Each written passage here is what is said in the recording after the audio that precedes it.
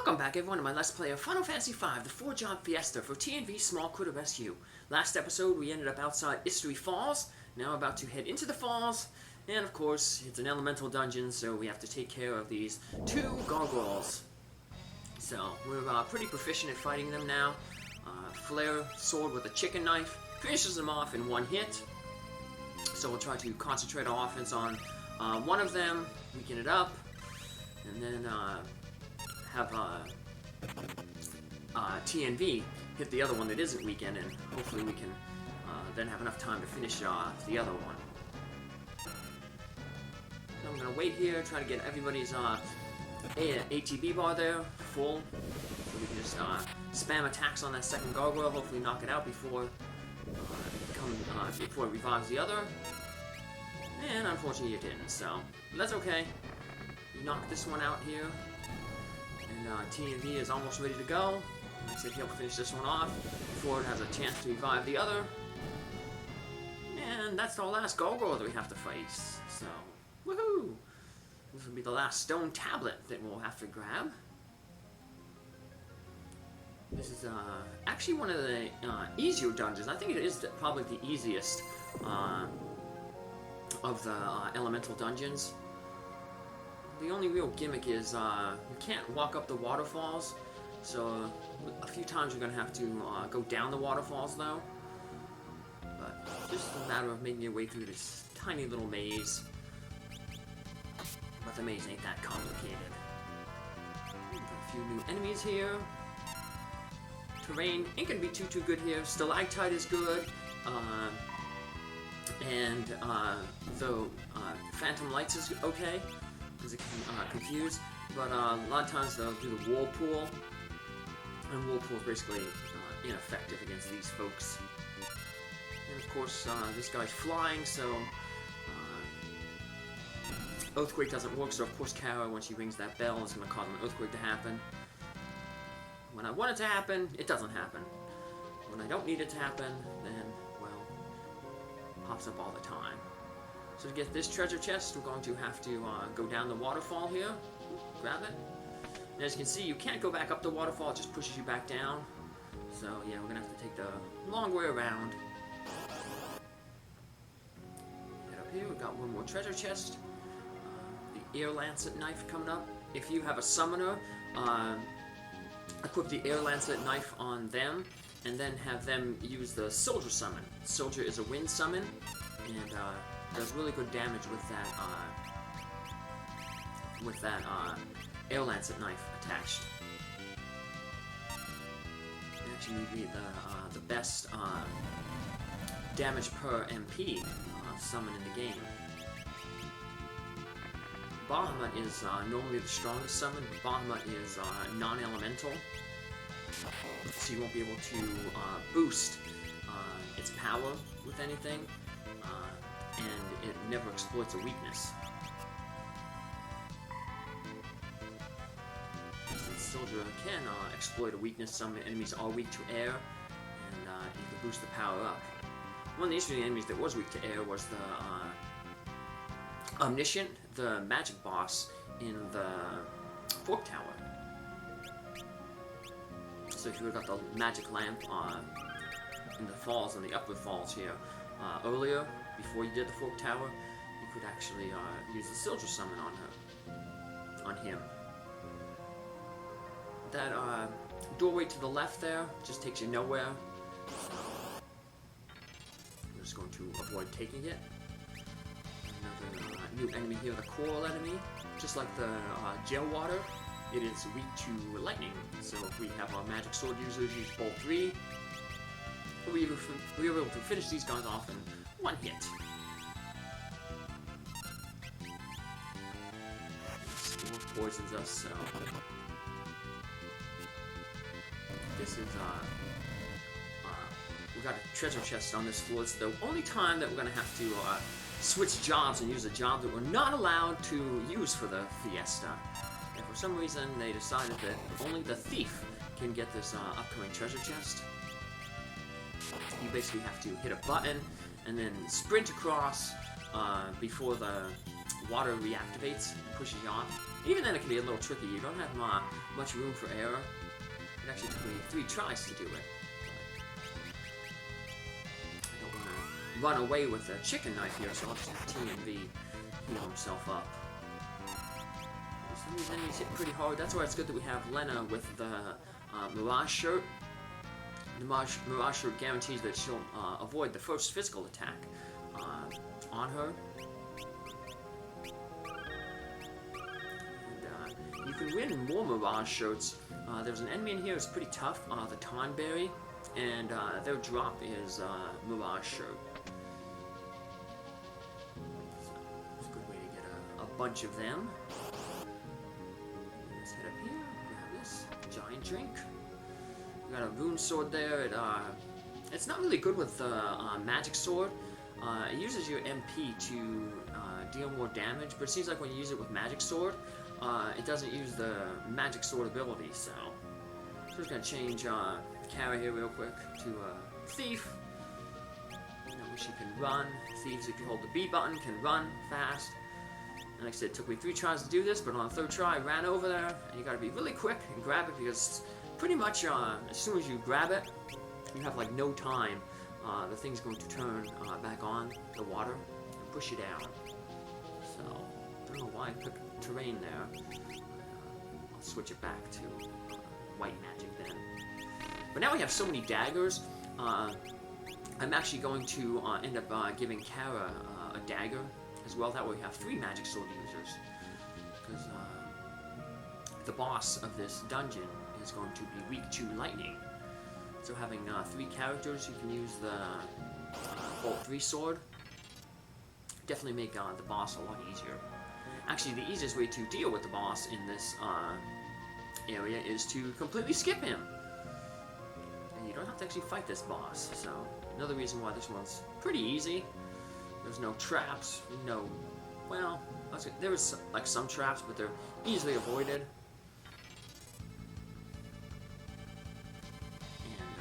There's a few pitfalls coming up too. Remember, we have Geomancer, so we'll be able to see the pitfalls before we fall in them. These guys can be kind of annoying. They counterattack whenever you hit them, so you don't want to hit them as little times as possible. Hopefully you hit them with the sword dance or the chicken knife. Otherwise you'll be eating a whole bunch of counters. So everything's giving really good AP here. So let's get that other terrain out of the way. We don't need it. I don't know why I doubled it up. I just guess I'm so used to putting terrain on characters. The reason why a lot of times you see those running shoes, they put that characters on haste. That's why the ATB bar is filling up so fast for our characters, because it's basically double their speed.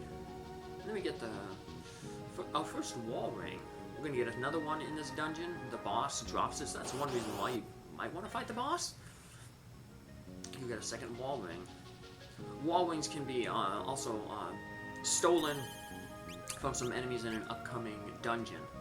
And they're a common steal, so you most likely get them.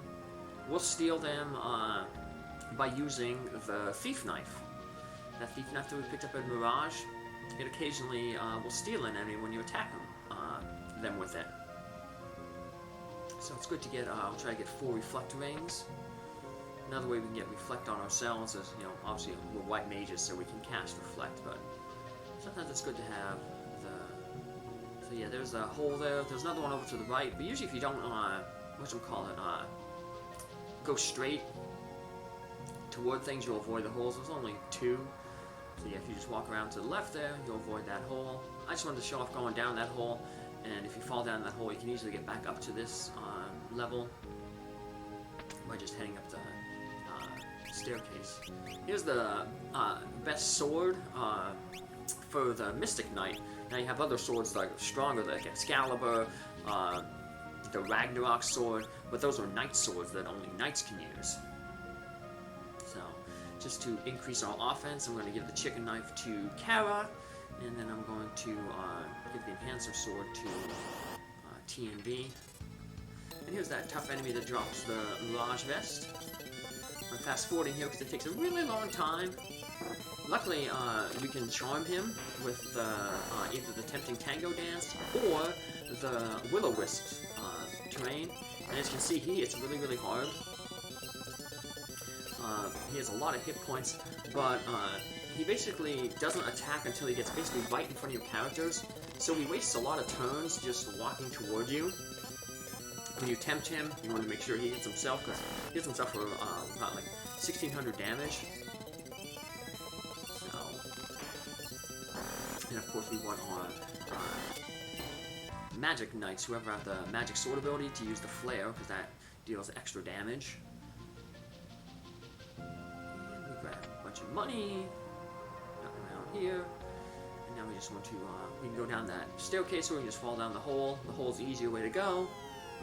Let's walk in. You see there's those spikes there around that treasure chest? That's a trap in this area. All you have to do though to avoid them is push the button nearby the treasure chest, and it'll cause the spikes to jump up. And once the spikes jump up, then you can just easily avoid them. Now if you don't, if you open the treasure chest in the wrong area, and the spikes come up and hit you, because the spikes will pop up when you open the treasure chest, if you haven't already revealed them, you'll take a decent amount of damage. So the only enemy that's being shown here is this Alchemia enemy, and they're you might be tempted to unfrog that enemy frog, but never do that, because usually that enemy is a really strong enemy, like a dragon, might be a red dragon, a yellow dragon, something really, really tough usually. So you just want to usually take out the Alchemia first, and then just keep this thing as its frog form, and you'll be able to finish it off easily.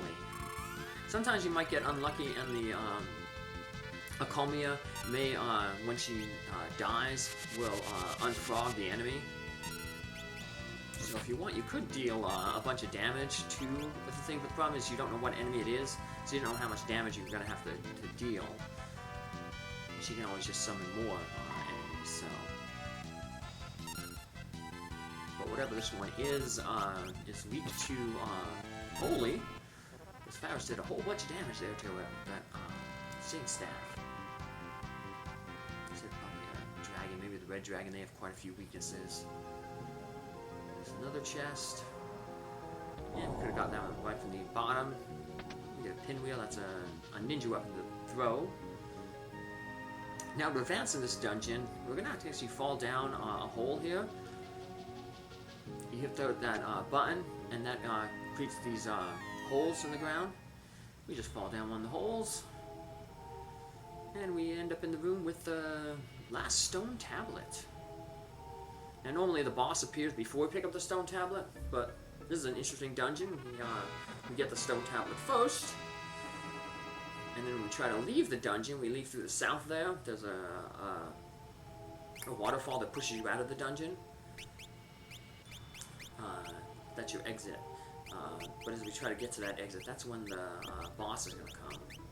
So I'm equipping the magic sword ability on Cara, so we have another character who can use magic sword, and I'm giving all my characters the core rings. And that'll basically help make this boss fight much easier. So we head up here, and we got this red guy who appears. And maybe he's like a fire elemental or something. We don't know, because you never get to fight this guy. Because he is taken out by the real boss of the dungeon, Leviathan. He is one of the level 6 summons. And Leviathan just takes care of him with his water. Just like Leviathan in Final Fantasy IV, his major attack is this wave, tidal wave. Now, if you want, you can just walk away from Leviathan, never fight him. But we're going to fight him because if you don't fight him and defeat him, you won't get his summon. Not that we're going to use his summon ever, because we don't have summoners. But mainly we want to get that wall ring off of him. That's one less we'll have to steal. And he has a guaranteed drop wall ring, so... He also has an elemental weakness to lightning. So everybody's going to cast the Bolt 3 on their swords or their daggers. Sometimes he goes twice in a row, and if he does go twice in a row, you kind of want him to attack and then use the then use the tidal wave. Because right now everybody will gain hit points from the tidal wave. And actually, if he hits you once, say he hit like Faris right now for 800 damage, and then he immediately followed it up with a tidal wave that healed 800 damage, Faris wouldn't die or be knocked out because it doesn't it doesn't do the damage values until both attacks are done. So the 800 will take off, put her at 0, but she won't die yet because there's still another attack to go. Then the tidal wave will come and heal her up. So that's why it's good we have all those core rings from the Mirage Town. Now all we need is 2 more wall rings. We can pick them up in the Phoenix Tower. That's the tower by to the northwest of where we found the Stingray enemy, and the area we were in with the